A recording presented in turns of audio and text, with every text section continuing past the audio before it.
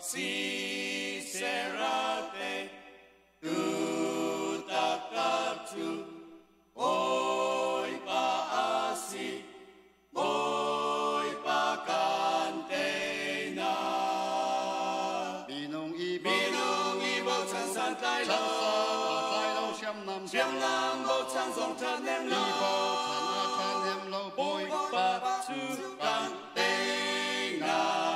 kan ra choang asika say tik man kim na la usi ama su kan nim na asi tay na ke la do kan sa la lom na gin kan thong cha cheo la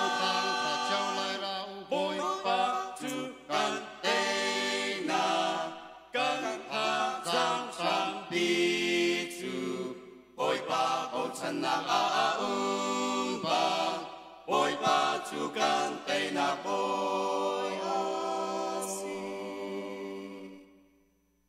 zum tu lam tuan kan dâu ti ca ra đầu ốc chiều tam pi a si se ra ta te in ca lu oi pa thong in te na kan mu lai binong ibo chan san tai lo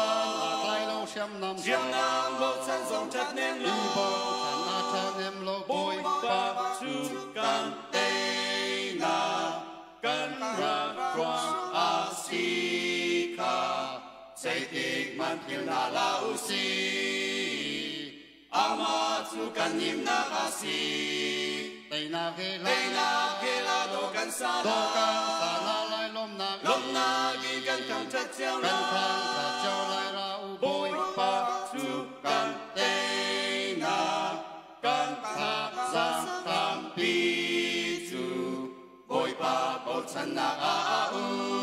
ba boi pa chu kan te na boi oi pa kan sin cao tin bài phong si lung thu lâu in bôi pa bia cam pe ban lâu bôi pa min in tây tu can si lai binong ibo chan san tai lo xiêm nam bo chan song chat nem lo boi pa chu kan te na kan ra choang asika say tik man kim na la usi ama chu kan yim na asi tay na ke la do kan sa la lom na gin kan thong chat cheo la boi pa chu kan te na kan ha sang sang pi chu boi pa bo chan na ba boi pa chu kan te na boi